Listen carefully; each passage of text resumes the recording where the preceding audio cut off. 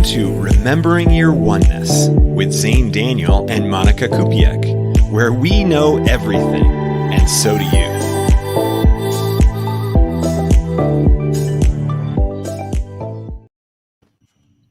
Hello. What up? Aloha. Our first broadcast from Los Angeles. At least I'm in Los Angeles. And I'm still in Hawaii. Yeah. Where else would I be? Right. And so for you, it's an hour earlier now that we're doing this because Hawaii doesn't have a time zone change. Correct. And for me, the craziest sequence of like hour changing events, I was in Arizona, and Arizona's time zone, they don't do the daylight savings thing. So, but I went from Arizona to California on the day of the time change. And so my clocks didn't have to change, but now everything's an hour earlier. So complicated. I know, it's so strange. Like, what are the chances that I would do that exactly? I don't know. It's interesting how like time is always like a topic that comes up. It's similar to like weather. Like, oh, like yeah, the weather's kind of cool. Like, oh, like it's kind of early still in the day, or it's so late. Time is going by so slow. Yeah. Time's very important to us. It's a very huge element of our experience here on this 3D planet. And maybe it's because it isn't an element at all outside of the 3D planet, that there is no such thing as time. And if you think about it, like, think about how we talk. Like, I'm making sounds out of my mouth that all have to like a begin and end, and in between there's like and and and like this weirdness, and it makes no sense at all unless there's time. You have to hear the whole sentence more or less, or the word, and then you go, oh, I know what that word meant. Okay, what other weird noises is he making? Oh, okay, now I know what that word meant, and so on and so forth. It's just so strange. Like, without time, we couldn't talk. It just reminded me of right before the show where I just couldn't find the words to whatever we were talking about, and I just like slurred a couple different vowels and sounds. Yeah, that's what we do. And the other thing that's kind of amazing, and I've thought about this, is that we are so used to how everything works, we don't question all kinds of stuff. And here's one of the things that we don't question, and it's going to sound so stupid. All right, we do not question that in 3 seconds from now, we're still going to be sitting in the same spot. We're still going to be having this conversation, and the world is not going to end, or we're not suddenly going to be upside down, or we're not suddenly going to be in some other dimension. We have such confidence and faith that all of this stuff is just going to remain consistent. And if we didn't have that confidence and faith that everything was going to remain consistent, then we would be a wreck. We would just be like, everything's going to go wrong any second. I just know it. Wouldn't that be something, just being completely tense and completely anxious for like the next couple of seconds? Right. Oh my gosh. Everything's going to be different. I'm going to be inside out in 3 seconds. I know it. Well, it's kind of like what anxiety does to us. Like yesterday, my thoughts were kind of like rushing a little bit, and I'm like, I'm going to take a break and I'm going to take a nap. But instead of like taking a nap, I like listened to a meditation, and it knocked me out. But then after that, it was like some hang drum, like heart chakra music that played. And when I woke up, it was like 25 minutes into that song. And I'm like, wow, I fell asleep pretty deeply. But it felt like hours and hours. Yeah. And then like in that nap, it felt like I probably went to like a different dimension or whatever, but I felt so at peace and so calm with myself. I like wondered, like, why did I even have those weird thoughts? Like, why was I being so anxious or like making up scenarios? So it's definitely interesting how like when you give yourself the rest, or to like just take time away from time, then you're able to like recharge and feel better. Yeah, absolutely. And in another kind of like side topic from that is the idea that we intentionally lay down and go unconscious. Like, okay, everyone, I am going to drop out of consciousness for a bit. Like, so weird. Like, normally you don't want that to happen. Like, oh, I'm driving down the road, I hope I don't fall unconscious while I'm driving down the road. Like, that would be really bad right now. But yet we intentionally, like, knock ourselves out with our intention. It's so weird. But it's also, I feel like it's not like unconscious. I feel like I'm still super it's almost like a different level of consciousness when I'm napping, or it feels like it's like a much better consciousness that I prefer. Do you ever get that when you nap? Oh, okay. So you prefer being unconscious. Well, okay. It's okay. I see. It's not like I prefer, but it's like, why am I feeling this way, like in my body also? Or is this like the state that I'm supposed to get to? Right now, you're just like, you know what? I'm not really enjoying this. I'm not really enjoying being here, having this consciousness experience with you, Xane. I'm just going to go ahead and go unconscious right now because I like it way better. I'd rather be taking a nap right now. Right. Just because you enjoy that state of consciousness so much more. And and I'll just keep talking. We'll just keep on going. Well, that's not what I mean. But like, I feel like I feel like the activities that I do now, I try to like attain them to like the level that I am when I'm like in my like sleep state, or when I'm more of like super aware and just like calm. So I want to make sure that wherever I am, I'm also like okay inside, that I'm not like wishy-washy or like 3 seconds ahead in time, but like super, super present. Because when you're napping, you're just really just taking all of the things that are coming into you. You're not like, I don't feel like you don't think when you're dreaming. You just let everything be and let everything happen. And like, maybe you'll think of like, sometimes I get like battle scene, like dreams where I'm just like a hero and like trying to fight off something, where like, I'll like plan out my like little route that I'm going to be doing. But I feel like it's like a fight or flight type of mode that you're still just like at a go pace. And like, oh, like what if I die? Or what if all of these things come to me? It's a really interesting concept that you're more in the moment while you're dreaming than you are when you're awake.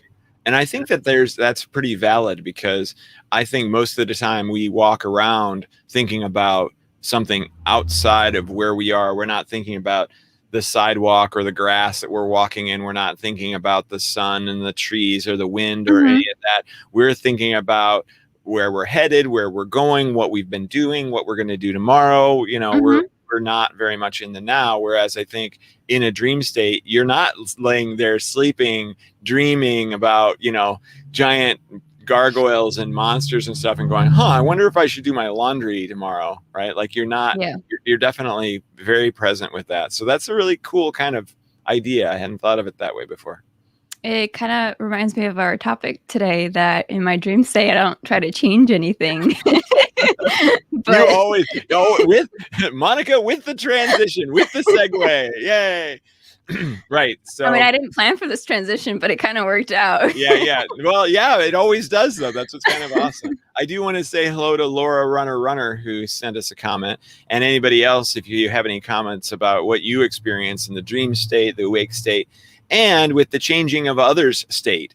So this topic came up because I was working with a student who said to me something to the effect of, can you give me an activation that will make other people respect me? Because she was running into some problems with at work, being disrespected. And I thought it was a really interesting kind of comment. And often we look at things in that way. We go, I'm doing great, right? Like I'm ascending, I'm doing all this stuff, I'm doing so much better, but yet the outside world doesn't continue to respect me. And so how am I going to make that happen? And so if we're, we can use the mirror example. Have you ever seen this? Like if you look into a mirror, do you go to the mirror and try to make your face smile? Like, or do you just, make your face smile? Have you ever heard of that? No. I love that phrase. Like how often do you look in the mirror and go, I'm not smiling. Let me like change. Let's change Wow. my face. It's like, no, you can't do that. You can only change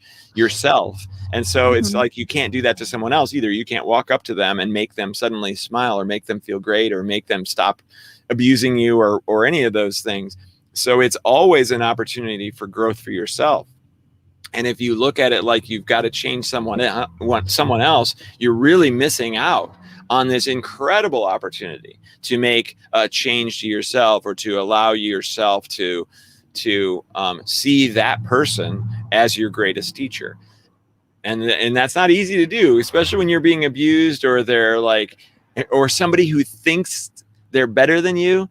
And you're like, oh, this is driving me crazy. Like, oh, and then you say, that's your greatest teacher. Like, F you, right? No way. That person sucks. They think they're my greatest teacher, but they are not. And so to make that change is really amazing to be able to do. What do you mean by they're not my greatest teacher? Okay. Well, what do you mean? So do you understand the concept of that they would be your greatest teacher because you have to make changes to yourself? Okay. So if they're thinking that they're your greatest teacher, or you're thinking that? Right. You need to think that, right? That's your ideal, to look at them as your greatest teacher. Now, in the example that I just gave, it was actually a real world example. And I think it's where the first time this person's your greatest teacher ever popped into my mind. I was working with someone who had a friend of his who was, like kind of abusing him and always trying to tell him, oh boy, I got to do names because this is going to get confusing. So my friend, Larry, it's not his name, and his friend Bart was abusing Larry, right? Okay. And so Larry's talking to me about, Bart is abusing me all the time, and Bart is making me feel small. Bart thinks that he is this incredibly wise person. Okay. And every time Larry screws something up or does anything, Bart is there to tell me how dumb I am or whatever. And so he's like, this guy is not that smart. He thinks he is, but he's not that great. And so I'm telling Larry, well, Bart is your greatest teacher. And he's just like, no way. Like that was the last thing he wanted to hear, because he's constantly fighting against that concept. But by being able to finally go, oh, in this weird bass-ackwards way, he is my greatest teacher, because I have to get over this disdain that I have for Bart. Right. Yeah. No, that clarifies much better. I'm sure anyone listening understands this much better now, because I'm like, my consciousness, went for a nap while you were talking in that first story. And I'm just like, what are you talking about? Yeah. It's easy to get lost. Can you just like dumb it down a little bit, or not even dumbing it down? Can you just simplify it? Like I'm 5 years old.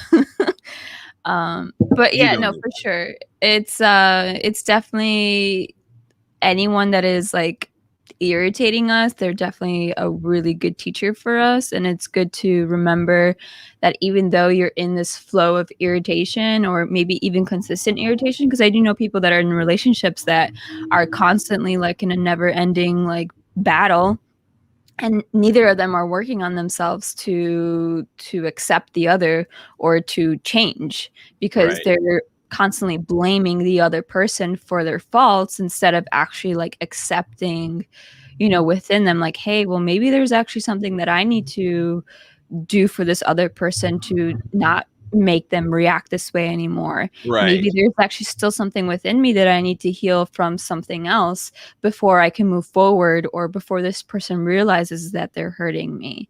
So I think there's definitely different stages that everyone is in, but you got to accept all of them. And even if it is abusive, you got to, either, get out right away, or reevaluate why you're actually in this moment. Right. Yep. There's so much self-care there, and we don't often think of self-care in that sort of situation, but it truly is. And I like what Philip says here: unconditional love of the other as self, right, is very challenging. And that is the path to enlightenment. Unconditional love of other as self. There's there's a state of bliss that's called Paramananda, which is a Sanskrit word, and it's similar to Ananda, which is the Kundalini awakening experience.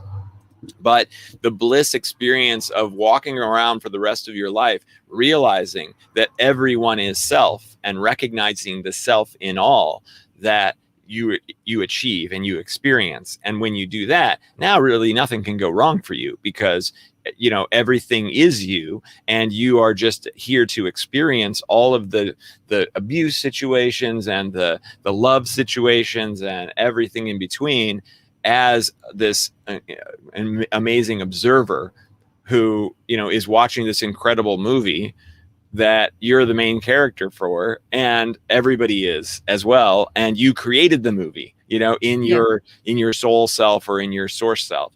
So yeah, that is your ultimate goal. And so trying to change someone else is the opposite of that. It is going to take you further and further away from that, because that is a judgment based process. You're saying that you're judging them, and you're saying that they aren't good enough. So you have to make them change so that they are good enough, instead of looking at them and saying, oh, okay, I wonder what they've been sent here to do for me. What kind of opportunity did they give me to change, to improve myself, to have tolerance, to actually see everyone as the self? That's where real growth and beauty occurs. Yeah. Definitely had something to add, but it just slipped out of my head. I do that sometimes too. Like, I'll sometimes take notes just because, like, oh, I'm gonna forget this really great thing, but it's gone. So I keep looking down at my phone. We'll transition to this for a second. I keep looking down at my phone because my phone blew up. It's blowing up. It's like every second there's a notification. And I've never experienced this before. Like, so to give everybody a backstory, I made a TikTok video yesterday, and the TikTok video said, it was a 15-second TikTok video, and it said, I can check to see if you have a negative entity attachment. Just leave a comment and I'll check. Now, I've done this before a couple of times on Instagram, and maybe I got 90 comments, 50 comments or something like that. So I was like, oh, okay, well, we'll do that and it'll be great. Oh my gosh. Whoops. What was the number? I already forget. You're like at almost 7K. Yeah. It's 6,400 comments right now. Probably more, because that was like, 15 minutes ago that it was that 6,400. And what is it, 64,000 views or something like that? Like, I already now have more followers and more views on TikTok than I've ever had on YouTube, and I've been working on my YouTube channel for a year.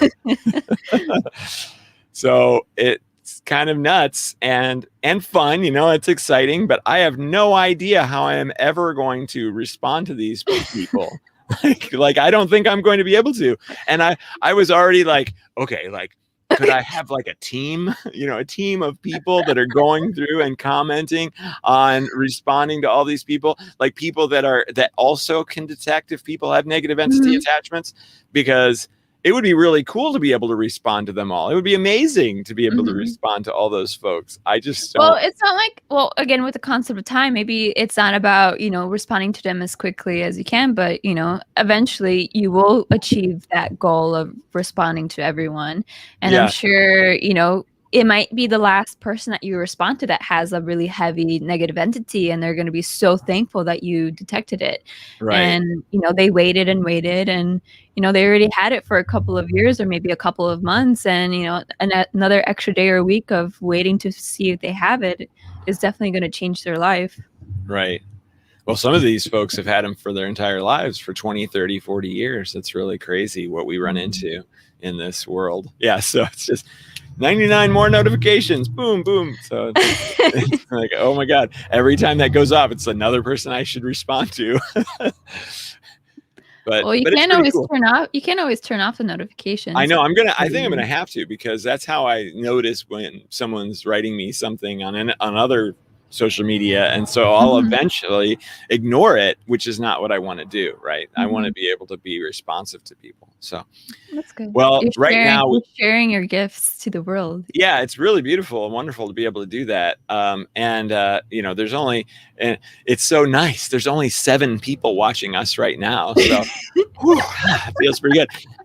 So if any of the 7 people would like to know if they have a negative entity attachment, I might as well open it up, because I can handle that. That's not a problem.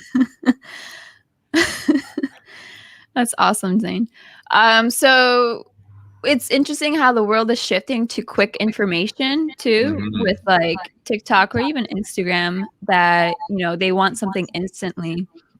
And I even downloaded TikTok not that long ago, and I was just finding so much more useful information within a couple of seconds than watching a full 30-minute YouTube video that didn't even give me any information.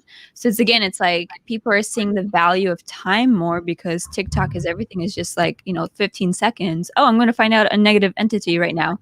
I'm going to comment now, instead of watching your 30-minute YouTube video or 15-minute YouTube video to get some information. Yeah, I mean, TikTok videos can be a minute at its longest, and so that YouTube videos are like 12, 15, 20, something like that in many cases. And that means that people can get through so much more content. I think that's why things blow up so easily, is because it's like, oh, it only takes a few moments to watch. Whereas, you get 3 videos an hour on YouTube, and you can get 60 plus videos an hour in TikTok. And so the numbers really skyrocket as a result of that. So it's kind of cool. So we got a couple of people asking if they have entities. So Laura, runner, I'm getting that you do not currently have one, Laura. So that's awesome. I know that you were in one of my workshops, and let me know in the comments if you're experiencing symptoms still. And then Jackie. Yeah, I think Jackie, I am detecting something with Jackie right now. So yeah, so if you haven't already, Jackie, you might want to. I've got another free workshop today. Oh no, the time, 2 p.m. Pacific time, and you can. Where can you find it? Oh, if you're on YouTube, I see. So if you go to any of my negative entity attachment videos, there'll be a link in the description on how you can join that. And I've got a lot more people signed up from that, because I've been trying to direct the people from TikTok to go to that for those who are asking. There was something else I was going to say, but I just lost it. So then in terms of changing people, does a negative entity play a big role in changing you as a person then? Does the negative entity change you as a person? Yeah. So like, say how like I would say like I am trying to change you. Does a negative entity try to change you as well? Essentially. I mean, whether it's direct or indirect, yes, because it's really trying to make you miserable, and it's trying to make you miserable so that you take some sort of action. I mean, that's why you would have given one to yourself. And so the concept of, it's in your soul contract. You're like, if I haven't, realized my spiritual gifts, or if I haven't raised my vibration enough, or if I haven't, started on my life's purpose or mission, then by X amount of time or years or whatever, then sick them, give me a negative entity attachment, so that it drives me to take the action necessary to do all of those things, or any or one of those things. Yeah. So that's one of the ways that, a lot of times people don't look at it that way. They look at it like, oh, I caught this, and why did I catch it? And how, I was around someone else who had one and it jumped on me, or blah, blah. Like that doesn't matter at all. It's whether it's in your soul contract or not, and to open yourself up to the idea that you might have intentionally done it, so that you can take some sort of great action in life. So. So you just said about, give me a negative entity when I'm not living my purpose, or Right. at a certain time in my life. Could that also be like an injury, or like something else in your life that's a bit tragic that helps you speed up to your process of Oh awakening? yeah, right. That's just one of many, right? Like, so you can have a near death experience, you can have an Hmm. ayahuasca experience, you can have Yeah. any number of different things that will open you up to that. And so, yeah, the negative entity one is it's like, why did I choose that one for? Right? Like that one sucks. Like I would much rather, why didn't I choose ayahuasca or a near death experience or something? Well, near Hmm. death can be kind of rough too, but still, but usually it does take, and yet, if you think about it, many people look at ayahuasca as a pretty nasty experience as well. Yeah. So it does seem kind of interesting that it does come from a negative experience usually. Yeah, like how I had my surf accidents that helped me get closer to myself too. So, Yeah. or even heartbreaks, or Yep. even getting out of a relationship where someone's trying to change you constantly. Mm-hmm. So there's always, something from a bad point of view that's going to take you into your ascension or into your next level of being your true self. Right. Yeah. So maybe like maybe we should do an example. Like, okay, let's say that you have a spouse and you truly love this spouse, and yet they are treating you poorly. They are treating you in a terrible way, one that you believe you don't deserve. And so you don't want to just walk out and leave. Maybe there's kids involved, maybe there's more complication to it all. So you're like, I don't just want to walk out of the situation. I want to try to make it work. Okay. And this is where we start to go down the path of, well, in order to make it work, all they need to do is this thing and that thing and that thing. And Yeah. so you start working on them. And obviously, that is the opposite approach of what will actually work. If you can finally have a conversation where you can get them to kind of be open to the idea that, hey, we should try to be a team, then great. But most likely you're not going to be able to get there. Looked like you were about to say something. Me? Yeah. Oh, I was thinking. Okay. All right. So in that scenario, what's the best approach? Do you already have a thought on that? I'll put you on the spot, Monika. Well, I was thinking more of like, what if that person doesn't want to change, or they're just like grumpy, or just, Yeah, precisely. because Exactly. yeah, because like there's a situation where you just don't know where to go, or there's just a full on stuck mode where they don't want to go to therapy, or they don't want to, make a change or Right. whatever. Yep, absolutely. So it's definitely hard to like change someone without them even wanting to change. Yeah, it's impossible, right? Hmm. So what's the best approach? Well, that would be, in my opinion, it would still be self-love. It would still be working on yourself, and trying to just work on whatever it is that you need to release. To like, why do you feel that you need to change this person, or why do you feel that you need to make something shift? Maybe it's just incorporating something more in your day that makes you fulfilled, that will just raise your vibration, so that way when this other person comes into your life, it's not really going to affect you. You've like created a shield upon yourself, and it's going to be harder for it to break. Right. And honestly, like if I were ever in a situation where someone's just constantly like breaking my heart, I would take the courage and to just leave, because Sure. I don't think anyone deserves to be treated poorly, or to be treated like a trash bag, or like a punching bag. Punching bag or whatever. Right. I like But trash bag. Yeah. I feel like once a person decides to really leave, there's going to be a really beautiful support team coming from it, and it's going to help you open up in new ways that you never knew you could. Right. So there's definitely a silver lining to things, but I would say first step is always just working on yourself with doing activities that you love, or maybe something that you couldn't have done. Yeah, if there's a kid also, like Laura is saying, that's definitely harder. but you also want to see, well, what's best for this child. Does this child want to see a broken family, or does this child want to see a strong parent I that want to is know if Laura means that the child is the one that's abusing or being abused, because if there's a child involved, that's one thing.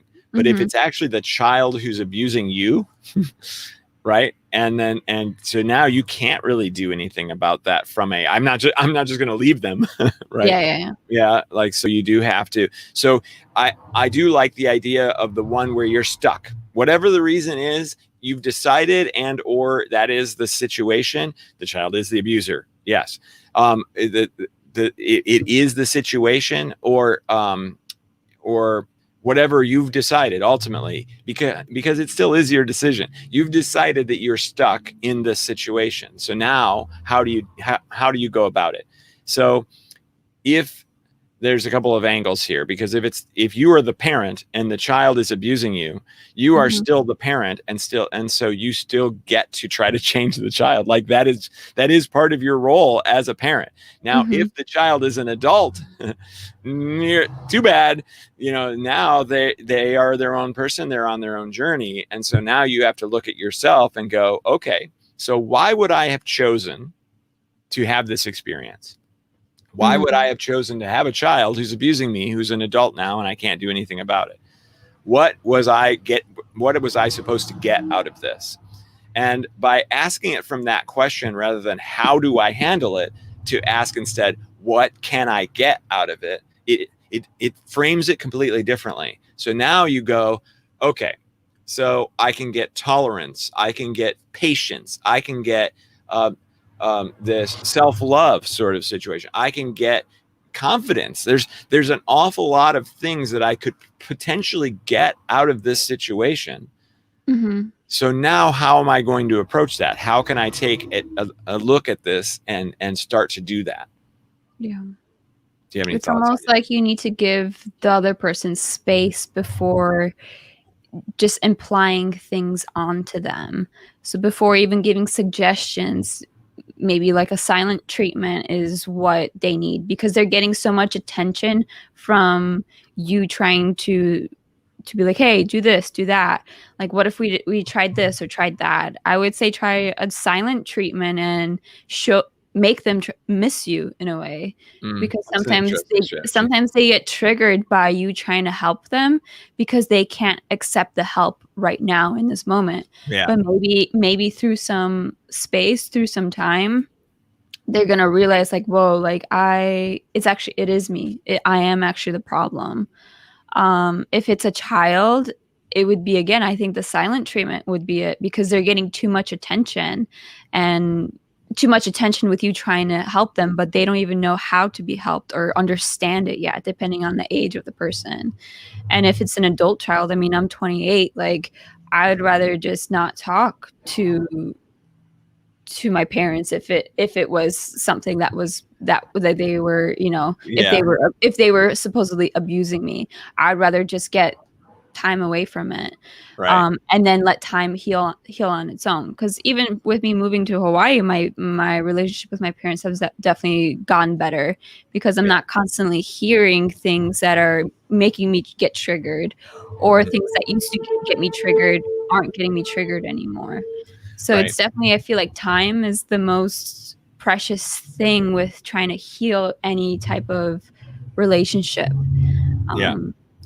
Yeah, I think that's an interesting one. I probably wouldn't have thought of that, but that would probably work in a very specific situation. The idea, because if you're going into a silent treatment strategy, then I think at that point you're saying that you've lost all power. And so that would be one way to try to get a little bit of power back, is to not be chasing them, but make them have to chase you a little, which is kind of cool and an interesting strategy. But like I said, I think it's very specific. One of the ways that I would do with somebody like that, where you're kind of forced to be around them and they're abusing you, is to really go into they are the most hilarious person you've ever seen. Like, in every way that they abuse you, it is funny. It is, look at how hard they're trying. Look at all these things that they're trying. They're trying to get a reaction from me? Like, why try to get a reaction from me? Like, Yeah. it's hilarious that they would work so hard at this, and and to really, now obviously you probably don't want to laugh at them during the situation, but you're laughing inside and seeing them as a character in a play. You're seeing them as a character in a movie. Know that they've been sent here to try to create this emotional response in you. Okay. Mm-hmm. So if you know that someone is trying to create an emotional response in you, I think that you might enjoy that experience. Oh yeah, you think you can create an emotional response in me? Good luck. And that will make you stronger in those sorts of situations, to be able to go, I'm not going to buy into that abuse. I'm not going to buy into what you're saying. I know you're just saying that to get a reaction out of me, or you're just doing that to get a reaction out of me. And so I want to challenge myself and see if I can not have a reaction. Let's see. Okay, we've got it.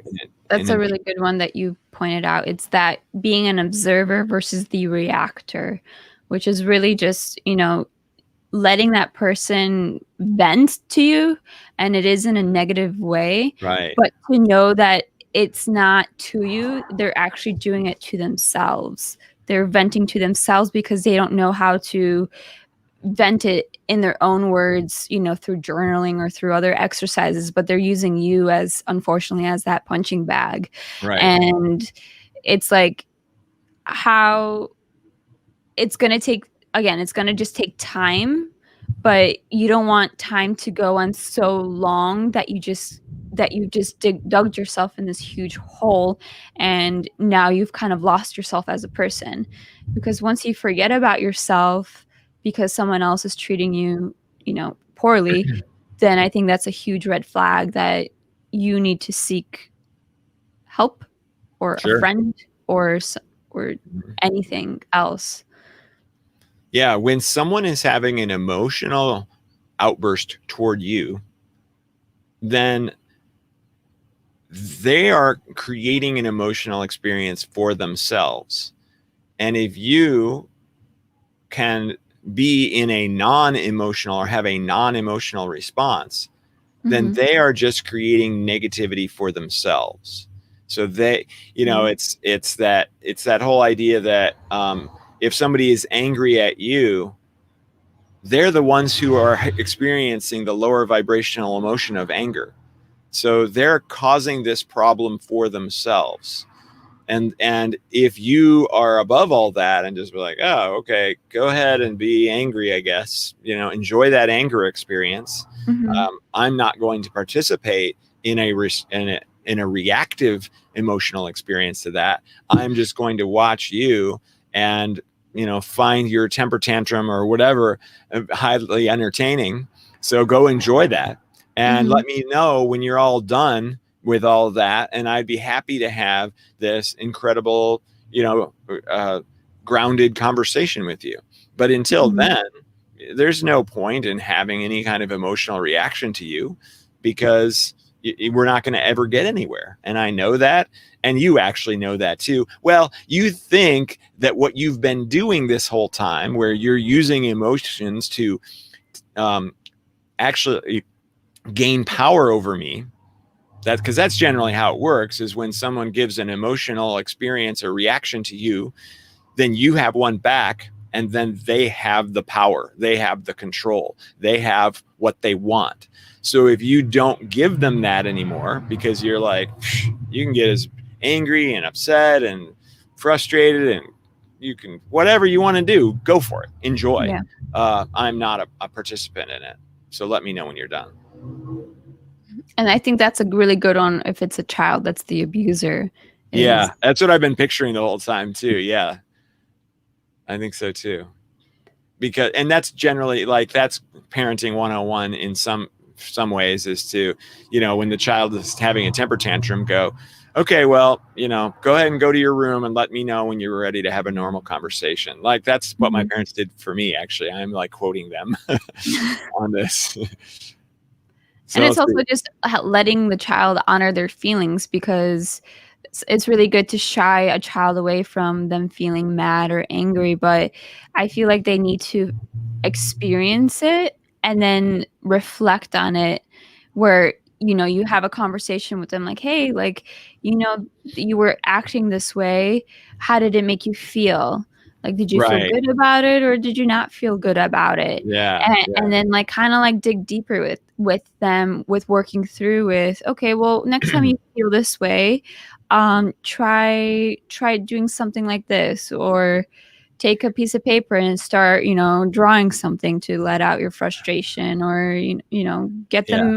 them punching gloves so they can, Right. have I this like like release that they need in a different form, instead of it being like a physical one if they are physically abusive, or if they're verbally abusive. I feel like they just need an outlet to find that will help them cope with their feelings. For me, when I was growing up, it was always like crafting, like making little bracelets or like doing puzzles. That was kind of my way of letting out like my feelings, or just being unheard in a way. Because I Yeah. got to be in this flow state, and I felt like I was connecting with God, or my idea of God at that time. And I felt complete. I felt whole. And then now that painting, because I've never painted in my life, if you're new to this, to hearing my story, but painting came to my life about 2 years ago, and it's making me feel like I'm a child again. I get to, express myself through this creative flow.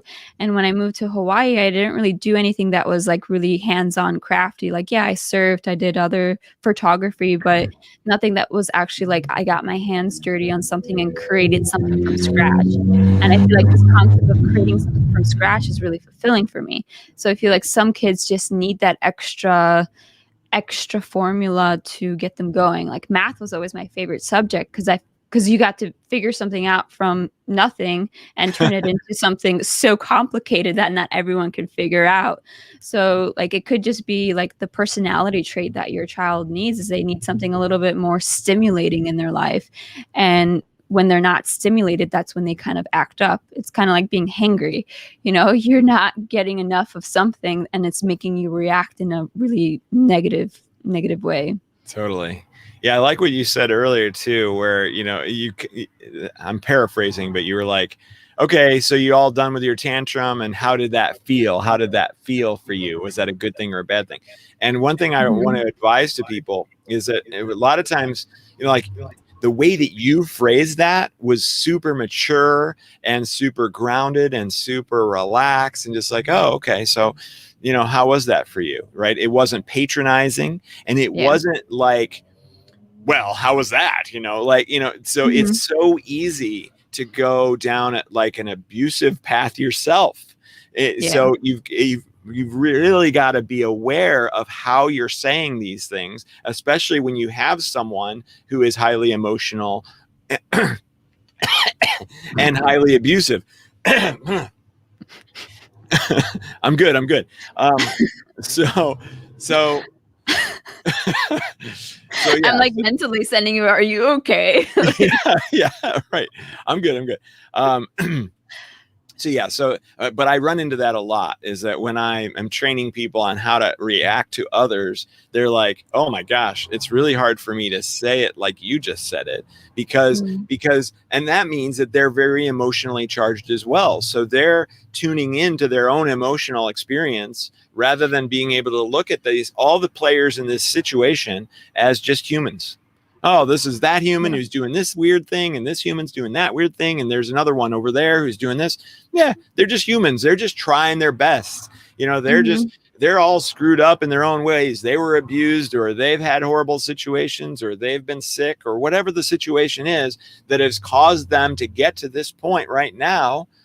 Yeah, totally understandable. I don't have to judge that. Like that, they are really trying hard. So they're doing it in a really terrible way to me, but that's just my judgment of the situation. That's not the reality of it. So the reality of it is they are actually trying to do their best, and they're just not very good at it.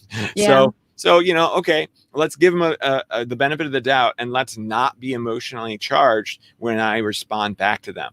And it's really amazing if you can be standing there going, oh, is that how you feel? And then they start like, blah, and there's like spit coming out of their mouth, and they're like, this is blah, blah, blah. And you're just like, oh, okay. And how does that feel? Blah, blah, like, and they eventually get to the point where they're like, okay, this isn't working. Like, I'm not actually making the progress that I'm used to making. Yeah. So now, guess what happens? Paradox. They have to change themselves in order to get you to react in the way that you used to react, or in order to get what they want.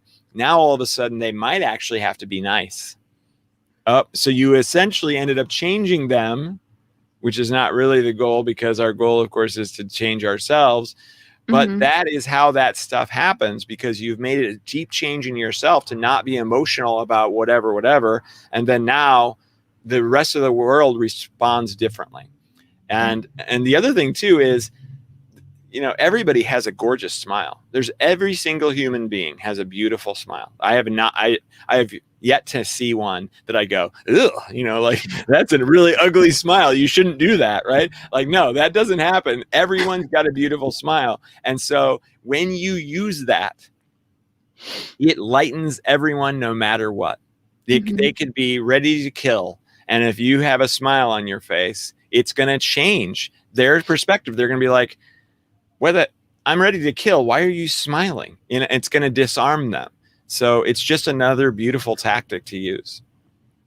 Yeah. And going back to, if the adult is the one that's being abusive to you, it's kind of like, imagine them as there's their child self, and that they're, reacting this way and talking to you as if they were a child. So like, how would you talk to them as if they were not necessarily a child, but like, how would you soothe this inner child of theirs? Right. And I think the whole soothing thing is like also approaching it from a point of unconditional love, because you want to be acting through unconditional love, because that's essentially what they really need. Is they just need more love within them.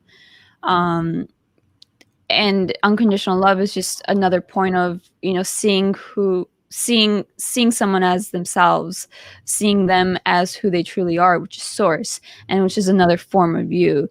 And like, if you keep reacting to people because they trigger you, then it all still stems back to yourself, because you're not remembering your oneness or your true self. Most importantly. All right, you brought it back to the name of the podcast too. You are the segue master. Always trying to get this topic Good. topic in, so people are like, what are they talking about? Yeah, what is this? Right. No, that's great. Yeah, because remembering your oneness is a great thing to do in a situation like that, is to be like, oh, right, they're just a different form of me. And how would I treat me in this situation? How would I treat me if I were doing this? I would probably, or how would I want to be treated while I was doing this? Yeah. I would want to be not snapped out of it. Maybe that was your response. So then it's like, okay, well, how would I need to be snapped? What would someone need to say to me or do to me to snap me out of it? Well, maybe you should try that. That's the other thing that's kind of awesome about all of this, is you can just experiment. Like, if you're not so wrapped up in every single result, oh, I have to get out of this one unscathed or alive, or, with my pride intact, or whatever. Like, if you have no conditions and every experience is just like, this is just, wild, fun, crazy, whatever, let's just see what happens kind of approach, then you've dropped fear, which is a great thing, and you've dropped expectations. And now just try stuff, just while they're screaming at you, just suddenly go, boo, and see how they'd be like, what'd you just do that for? Right. Like, it might snap them completely out of it. There's any number of situations or things that you could try, get a feather and tickle their nose, like, whatever, like, start dancing, like anything. These are weird ones, right? But that's it.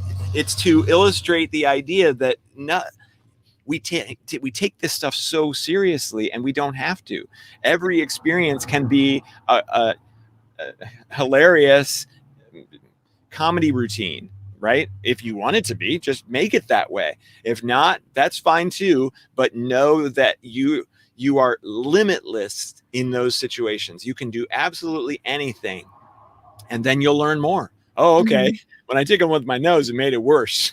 He grabbed my hand and he, like, okay, well, we don't want to do that, right? So you've got it, but being open to it is I think a wonderful thing. And it really, because we put ourselves in these little boxes, we think that, oh my gosh, I've got to get out of this. Okay, I've got to calm him down or her down, and I've got to do this sort of thing and that sort of thing. No, you don't have to do anything. You get to play, so might as well play. That's good. That's good too.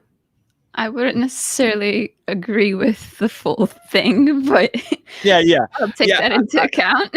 I was using extreme examples, but you still, because try saying something that you would normally not say, just to see how they respond. The more information you have, the easier it'll be to react and work with somebody else. Yeah. It's like, oh, okay. And if someone really wants to practice that, you can easily get a job with customer service, because people are always, always nagging and complaining about something, or, harassing you. So it's a great way to practice patience and to forgive people along the way. Yeah, I like that idea actually really quite a bit. It's just like doing uncomfortable yoga poses, right? Where you're just like, I cannot hold this anymore. I cannot hold this anymore. I'm still holding it. I hate this. I hate this. Oh, it's not so bad, right? Like you hit that threshold where you go, oh, I can handle this. So yeah, so putting yourself in a situation that makes you crazy or miserable or whatever, to see how long you can handle it, or then you might finally break through that threshold and be like, oh, I can handle this. If I can handle this, then I can handle that, or I can handle that. Yeah, it gets really easy. Yeah, I one time had this one friend that kept repeating this one word to me, or a phrase to me, maybe for about 5 or 10 minutes. And I was just like, doing something, and I would just be like, oh, it's whatever. I would just say something back to it. And he would just keep repeating that word to see if I would break. And I never broke. And he was like, how did you not break? Like, people are normally so irritated so quickly, but I just have a very high tolerance for I don't really care. I'm going to see this in a different way. Right. Yeah. Whenever I'm playing with a child and they want to do that sort of thing, right? Or why? Yeah. Right. Yeah. It's like, oh, because. Let's just dance around and have some fun. And then it's fun to be a child, right? Because being a child, it releases an awful lot of crap. We're so used to being adults and handling each other and being like this, and I don't want to have this happen, and I'm trying to protect from that, and this is how I want my life to be, and blah blah blah blah blah. Instead, to be able to be like, yeah, whatever, I'm going to push you down in the grass, and you're going to push me down in the grass, and let's just have fun and roll around and laugh and whatever. We definitely need more of that. Yeah, everybody needs more of, rolling around in the mud and jumping in puddles type of thing. Yeah, touching the fuzzy thing and watching the ants on the sidewalk, and licking a pop. What is that called? Like a Tootsie Pop? Yeah, or like a frozen lollipop. Dessert. A frozen dessert is what I was trying to say. What are those? Ice cream? No, like on a stick. Popsicle. I knew it had the word pop in it. Yeah, how you, yay, popsicles! Get excited and dance around like a child about whatever. Following the ice cream truck sound. And right. Yes. Running, skipping behind the ice cream truck. Ice cream was my savior when I was little. I used to eat it for breakfast, lunch, and dinner. Oh wow. Okay. I was a ice cream hogger. Interesting. I kind of never really got into the sweets thing, a little bit, but not too much. So what did you used to do as a child a lot that made you happy? I actually, well, I love to play video games. I mean, that I could do that forever. But I also love to create stuff. So I was always making drawing superheroes or doing fun, like creative projects like that. So that's another one you can do. Grab a paper and a marker or a paintbrush and have some fun with that too. It's cool that you said that you drew superheroes and now you're publishing comic books. So it's like your child self already knew. Oh yeah, child self is very much a part of me self still. That I still absolutely love all the things that I did as a child, pretty much, and that's where I followed my passion. When you're a kid, you just righteous. When you're a kid, you just do whatever you are excited about. Like, oh, let's go swimming. Let's have a friend over. Let's have a sleepover. Let's build a fort. Let's play a snowball fight. Like blah blah. Like you're just like thing. I'm not caring. I'm not worrying about it. I'm just doing it because I love it. Pull that into your regular everyday life instead of I've got to go to work and I got to change the oil and I got to do this and I got to do that. Play as much as you possibly can. Find ways to play. Like I'm responding to 6,000 people on TikTok. Every once in a while, I say something really goofy or funny, or I just have some fun with it. It's not just you don't have one, you have one, you don't have one, you have one, you don't have one. Like I'm trying to have fun with the people too, because otherwise that's going to get really boring. For sure, yeah. It's like, remember what made you happy and try to still bring that to you in any state that you're in. Right. Maybe that should be today's lesson for people, for our viewers. Restate it. That should be our lesson for our viewers. No. What's the lesson? Restate the lesson. Oh, I didn't even get to it, but I thought you did. I thought you kind of just said it. All right, go ahead. Well, because you said it, that it should be do something that you did as a child that made you happy and do it this week and see how that plays with, uplifting you or changing how you see life. Okay. So everybody who's watching and in the chat, do something goofy this week. Juggle the oranges at the grocery store, skip down the sidewalk, whatever. Jump in that puddle. Right. Make snow angels if you're in the north. Throw a snowball at someone.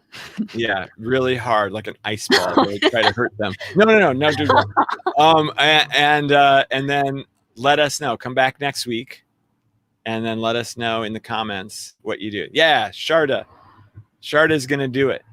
Yes. I'm excited to hear what people do. I actually do this exercise for my students too. I want to try something new too. I wonder what else made me happy. Oh yeah. Yeah. No, we do want ice balls. Okay, no, we don't want I used to lick icicles, but there's no icicles in Hawaii, so I can't do that. Oh right. Well, you have to lick a popsicle then, like I was trying to say a minute ago. I think it's raining now, so maybe I'll go jump in a puddle. Okay. Nice. I'll go do that. Right. Or I'll go dance in the rain, maybe. I used to do that too. Yeah, that's a good idea. And it's crazy how many things you used to do. You can make that list be endless. Right. Yeah, you can have a pillow fight with yourself if you're alone, but maybe you're not alone. I was realizing that you and I both live alone, so neither of us could really have a pillow fight. So we would have to have a pillow fight with ourselves. Oh man, you were worried that we weren't going to have enough to talk about today. I know, it's just like flew by. It really did. We got 2 minutes left. Okay, let's see. I've got a lot of crazy stuff going on. I've got the free workshop in like an hour, and then I'm hosting the Awoken TV event, like 4 hours worth of this event on Saturday for the equinox. Then I'm also appearing in this money thing, which is really interesting. I should have looked this up, but I don't remember all the name of what it is, but I'll post about it on my mailing list. So if you're not on my mailing list, jump on the website and you'll be in that. Anyway, it's like helping people with the energy of money. So that's going to be I've got like a 30-minute time slot to talk about aligning with the energy of money. I'll be doing an activation for that too, that will help reprogram your right brain, your subconscious mind, to believe that you are aligned with the energy of money, to help you not think anymore that money is hard to get or money is hard to come by, but to actually think that the acquisition of money is super easy for you. So definitely want to check that out. Really good, really good. Yeah, I'm working on a new collection, and my most popular collection now has been energy portraits. So I'm painting people's energy through abstract, and I've been getting lots of really nice releases from people, and it's really, I don't know, if you want to see, if you don't want to get a card reading, you can get a portrait reading with you know, have a piece of yourself in your home, and then That's you'll really always neat. yeah. Yeah, you'll have to bring some examples next time so people can see what you're doing. I would like to see it too. Yeah, maybe you want one, Xane. Maybe I do. Except that I don't want physical objects. That's that's really my issue, is that That's people true. do try to give me stuff, and it's like, I'm already out of space as it is. Like, there's no way for me to put anything anywhere, but I appreciate that. Actually, you need to fly here, and you can paint it on my walls in the bed area, because I don't have anything on, like, you know, like I have this here. Oh, right. Part, but in the bed area, it's just plain wood. So maybe you can fly out here, because I'm not going to fly the van there. It doesn't work that way. And then you could do that on the interior. That would be cool. Challenge accepted. That's something we can work towards. Yeah, that sounds good. Alrighty. Well, thank you everyone for tuning in and listening to us ramble about random things, but not too random, because you know what our topic. We were pretty on topic, I'd say. Yeah, we did good. Yeah, thanks everybody. Okay, I'm going to say it this way. We love you unconditionally, both Monika and I. And I didn't get her permission to say that, but I know it's true. Yes, I love you unconditionally as well. Yeah, and we'll see you on the next week.